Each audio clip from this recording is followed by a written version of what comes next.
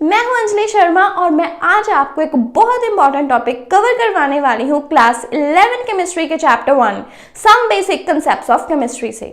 आज का वीडियो इतना ज़्यादा इंपॉर्टेंट होने वाला है कि आप इसको बिल्कुल भी स्किप नहीं कर सकते हो, क्योंकि अगर आप स्किप करोगे तो रिस्क आप पर ही है। आज का टॉपिक इतना ज़्यादा इंपॉर्टेंट है कि यहाँ से एग्जाम में बहुत ही अच्छा न्यूमेरिकल बनता है। इवन जो लॉन्ग आंसर टाइप क्वेश्चंस होते हैं 5 मार्क्स वाले, वहाँ पर यहाँ से न्यूमेरिकल आता है। तो मतलब आज का वीडियो आपको किसी भी हालात में स्किप नहीं करना है, शुरू से लेकर बिल्कुल अंत तक देखना है अगर आप अपने मार्क्स लूज नहीं करना चाहते हैं। तो आज का हमारा टॉपिक क्या है इतना इंपॉर्टेंट? आज का हमारा टॉपिक है empirical formula and the molecular formula. बच्चे बहुत ही ज़्यादा कंफ्यूज रहते हैं कि आखिरकार ये एम्पेरिकल और मॉलिक्यूलर फॉर्मूला में डिफरेंस क्या है। हमें तो यही समझ नहीं आता। ये बेसिक डिफरेंस आपको क्लियर नहीं होता और यहाँ से न्यूमेरिकल्स आ जाते हैं, फिर उसमें तो दिक्कत ही दिक्कत है। तो चलिए सबसे पहले मैं आपको मीनिंग बताती हूँ कि एम्पेरिकल फॉर्मूला किसे बोलते हैं और मॉलिक्यूलर फॉर्मूला हम किसे बोलते हैं। बहुत ही आसान भाषा में आप लोग समझ लोगे with the help of example. जो डेफिनेशंस हैं ये फिर मैं आपको बाद में समझाती हूँ। तो सबसे पहले आप मुझे ग्लूकोज का फॉर्मूला बताइए जो आप अपने क्लास 10 में पढ़कर आए हैं। क्लास 10 में जो आपका पहला चैप्टर है, सबसे पहले तो केमिकल रिएक्शंस एंड इक्वेशन, वहां पे ये फॉर्मूला आता है। फिर लाइफ प्रोसेसेस में फॉर्मूला आता है। मतलब क्लास 10 में आपको ग्लूकोज की अच्छी खासी जानकारी है, आपको इसका फॉर्मूला पता है। तो जल्दी से कमेंट बॉक्स में बताइए ग्लूकोज का फॉर्मूला क्या है। ग्लूकोज का फॉर्मूला जो आपको पता है आपके क्लास 10 से, that is C6H12O6 means 6 atoms of carbon, 12 atoms of hydrogen and 6 atoms of oxygen in one molecule of the glucose. Glucose हमारा एक कंपाउंड है और इस कंपाउंड के एक मॉलिक्यूल में 6 कार्बन, 12 हाइड्रोजन और 6 ऑक्सीजन है। यही चीज हुई ना, यही मतलब हुआ इस फॉर्मूला का। अब आप क्या मुझे बता सकते हो ये सारी चीज में कॉमन क्या है? What is common? इसका कॉमन फैक्टर क्या है? 6, 12, 6। यहां पे कॉमन फैक्टर क्या है? What is the common factor out there? Common क्या है इन सब में? 6। अगर हम इसका कॉमन फैक्टर निकाल लें 6, आपके पास पीछे क्या बचा? कार्बन का एक एटम, हाइड्रोजन के 2 एटम्स और ऑक्सीजन का 1 एटम। अगर हम इसका कॉमन फैक्टर निकाल लेते हैं, कॉमन फैक्टर निकालने पर जो हमारे पास फॉर्मूला बना दैट इज CH2O। बस यही आपको याद रखना है। जो आप फॉर्मूले पढ़ते आ रहे हैं ये आप पढ़ रहे हैं मॉलिक्यूलर फॉर्मूले। ये क्या है? इसका मॉलिक्यूलर फॉर्मूला कि हमारे पास जो कंपाउंड है ग्लूकोज, किसी कंपाउंड के एक मॉलिक्यूल में डिफरेंट एलिमेंट्स के कितने एटम्स हैं वो हमें बताता है उसका मॉलिक्यूलर फॉर्मूला। अब अगर इस मॉलिक्यूलर फॉर्मूला से हम लोग कॉमन फैक्टर निकाल लेते हैं, जैसे कि हमने इसका ये जो कॉमन फैक्टर है 6 निकाल लिया, तो हमारे पास पीछे क्या बचा? CH2O। और ये कॉमन फैक्टर निकालने के बाद जो हमारे पास सिंपलेस्ट होल नंबर रेशो में बचा, ये हमारे पास बच गया in the simplest whole number ratio. ये जो सिंपलेस्ट होल नंबर रेशो में बचा ये है हमारा एम्पेरिकल फॉर्मूला। याद रखिएगा, अगर सिंपलेस्ट होल नंबर रेशो में आ रहा है, मतलब जो कॉमन फैक्टर है उसे निकालने के बाद जो सिंपलेस्ट होल नंबर रेशो में आपके पास नंबर ऑफ एटम्स बच रहे हैं ऑफ ईच एलिमेंट, वो आपको देते हैं एम्पेरिकल फॉर्मूला। जब भी हम लोग एक्चुअल में बताते हैं कि कितने एटम्स किस एलिमेंट के प्रेजेंट हैं in one molecule of a particular compound, तो ये जो एक्चुअल नंबर है ये हमें मॉलिक्यूलर फॉर्मूला बता रहा है। जो सिंपलेस्ट होल नंबर रेशो है ये हमें क्या बता रही है? Empirical formula. I really hope कि अभी आपको ये मॉलिक्यूलर फॉर्मूला क्या है और एम्पेरिकल फॉर्मूला क्या है अच्छे से क्लियर हो गया होगा, और अभी आप लोग इस चीज में एटलीस्ट कभी भी कंफ्यूज नहीं होंगे। तो एक बार डेफिनेशंस को देख लो। एम्पेरिकल फॉर्मूला क्या है? The formula of the compound. ये कंपाउंड का वो फॉर्मूला है which gives the simplest whole number ratio, जो कि हमें सिंपलेस्ट होल नंबर रेशियो बताता है किसकी? Of the atoms of various element, कि जो वेरियस एलिमेंट्स है, वेरियस एलिमेंट्स के जो एटम्स हैं उनका सिंपलेस्ट होल नंबर रेशियो क्या है?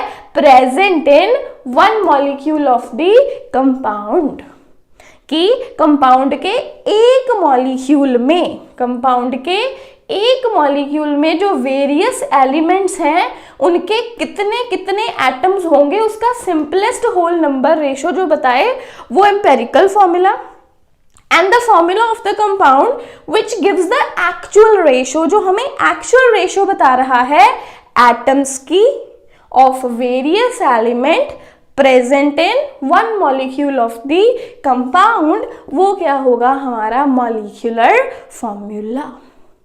और यहां से आप बिल्कुल कंक्लूड कर सकते हो कि देखो, जैसे हमारा मॉलिक्यूलर फॉर्मूला क्या है? मॉलिक्यूलर फॉर्मूला इज, यहां लिख लेते हैं C6H12O6, ये हमारा मॉलिक्यूलर फॉर्मूला है।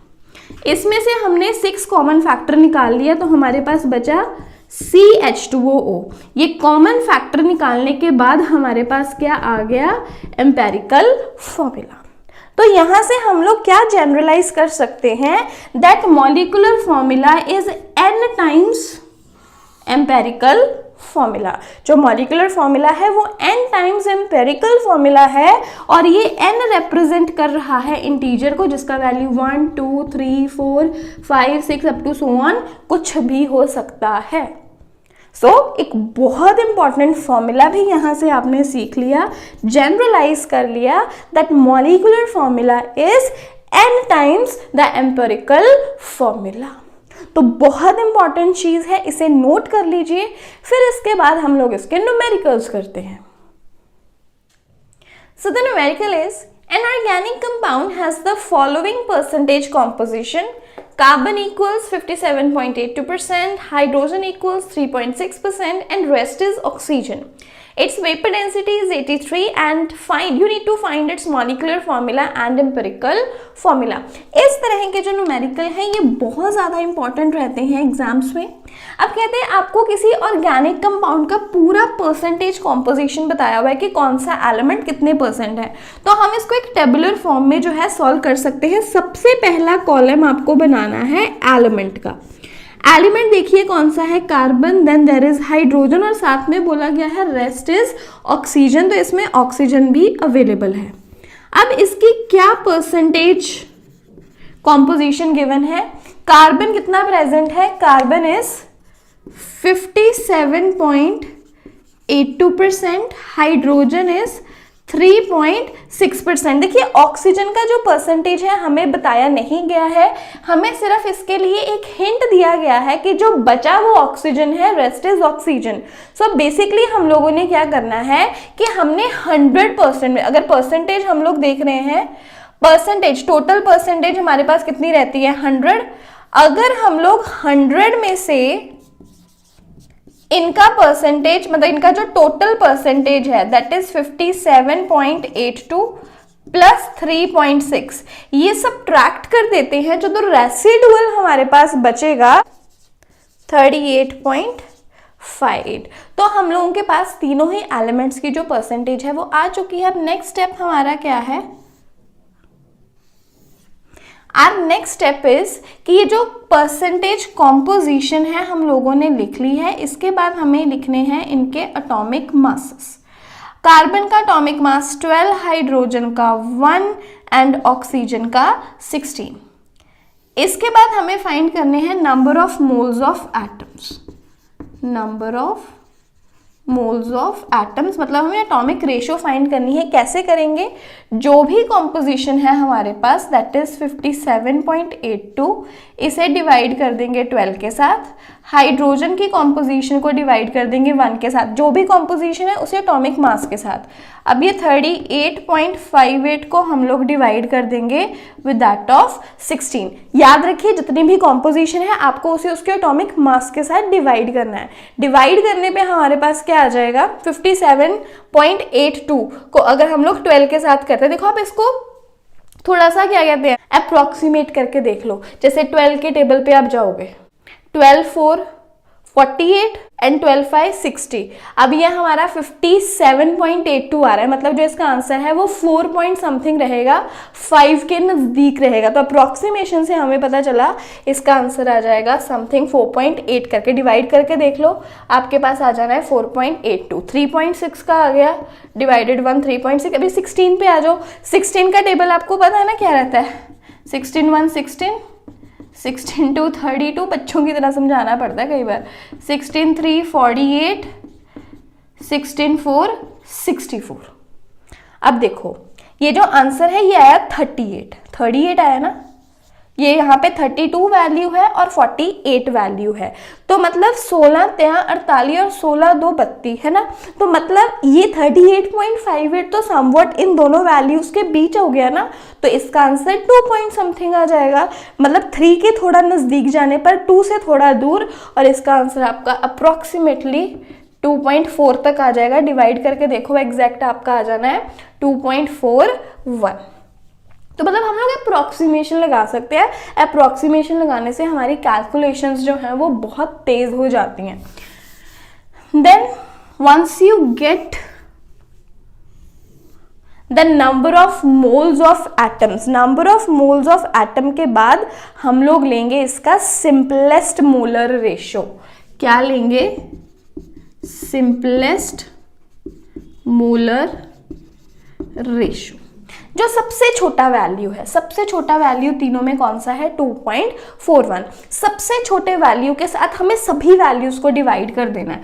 मतलब आप चाहे 4.82 है, चाहे 3.6 है, चाहे 2.41 है, आप सभी को सबसे छोटे वैल्यू 2.41 के साथ डिवाइड करेंगे। आप सभी को किसके साथ डिवाइड करेंगे, 2.41 के साथ। अब ये जो 2.41 है इट इज डबल, देखो ये क्या है 2.41। अब इसका देखो 1 का 2, 4 का 8, 2 का 4, डबल आ रहा है ना, तो इसका हमें डिवाइड करके आंसर क्या मिल जाएगा, 2।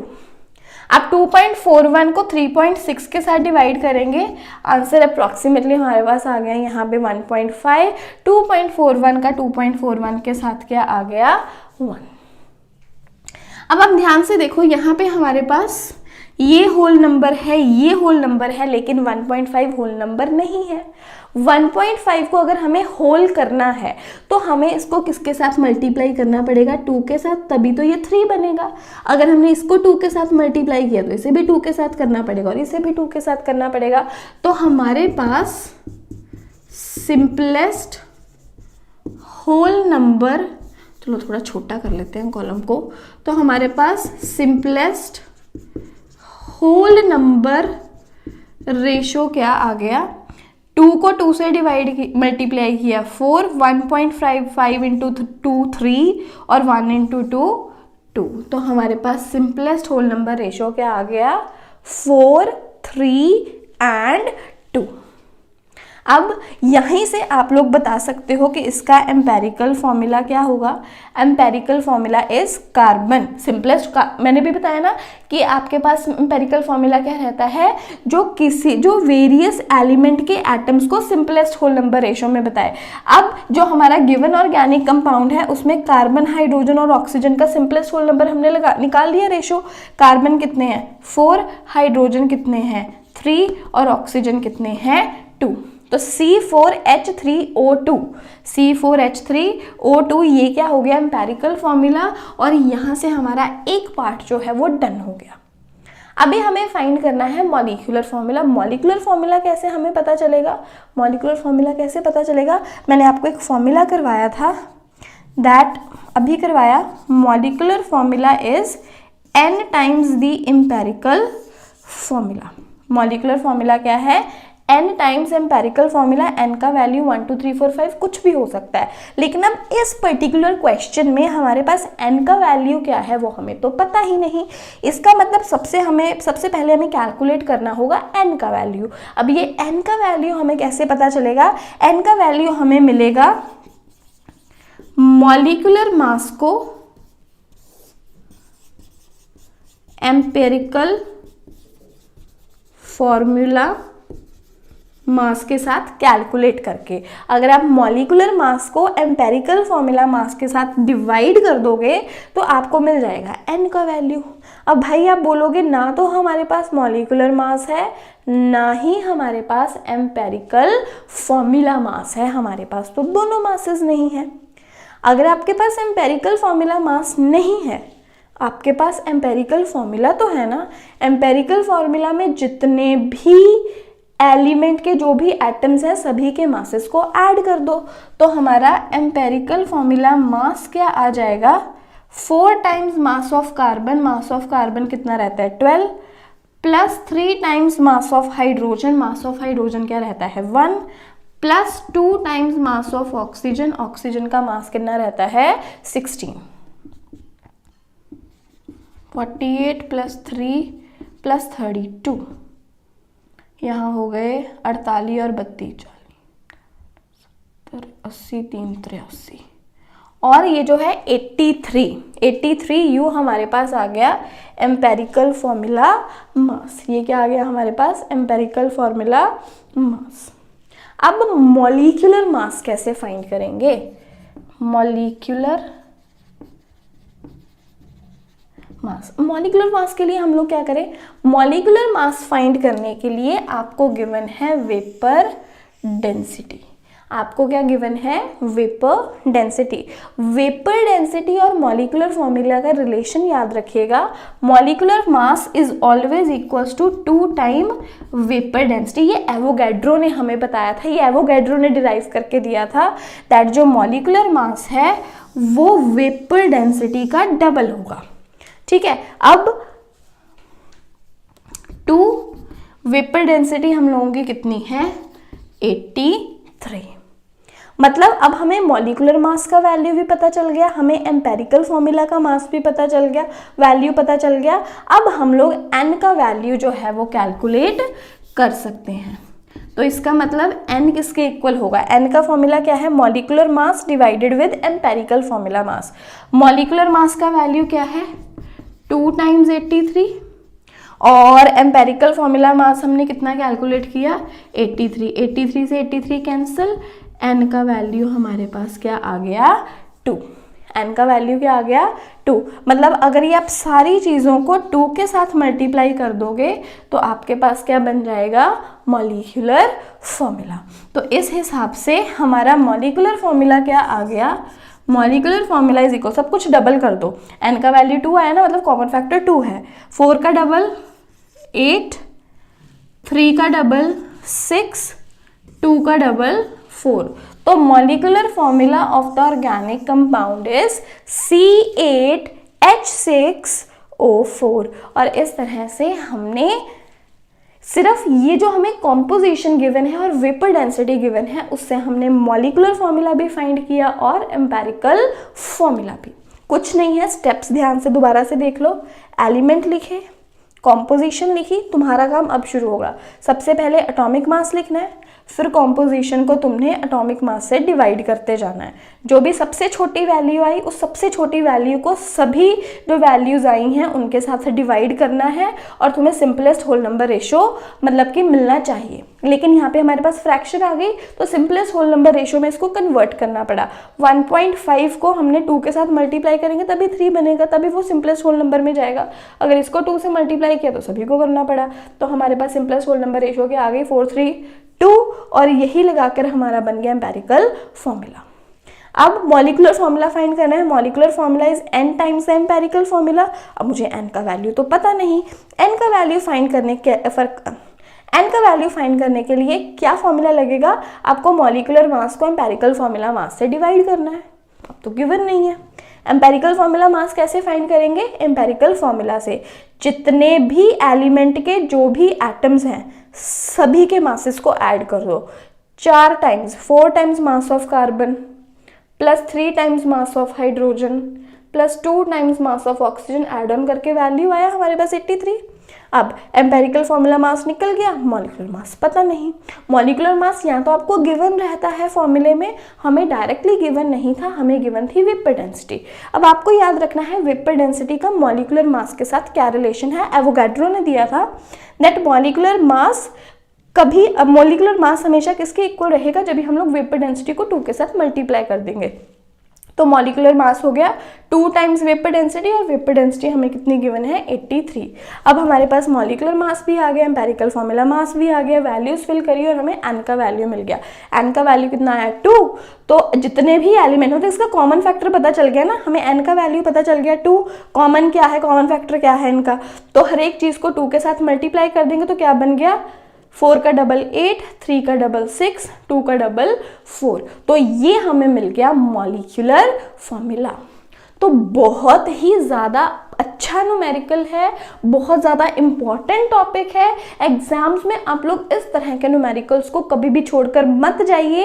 ये इतने अच्छे और इतने, मतलब देखो इसमें कितनी सारी चीज़ें इन्वॉल्व है ना, कितनी सारी चीज़ें इन्वॉल्व है। मतलब ये न्यूमेरिकल डाल के हम लोग बच्चों का एवोगाड्रो लॉ भी चेक कर सकते हैं कि बच्चे को एवोगाड्रो लॉ का फॉर्मूला आता है या नहीं आता है, उसे मॉलिक्यूलर फॉर्मूला एम्पेरिकल फॉर्मूला में फ़र्क पता है या नहीं, हमें ये भी समझ में आ जाता है। वो नंबर ऑफ मोल्स निकाल सकता है या नहीं, हमें ये भी पता चल जाता है। सिंपलेस्ट होल नंबर का रेशो का मतलब उसे पता है या नहीं, हमें ये भी पता। मतलब ये जो एक न्यूमेरिकल है यहाँ से एक बच्चे के बहुत सारे एस्पेक्ट जो है उसे चेक किया जा सकता है।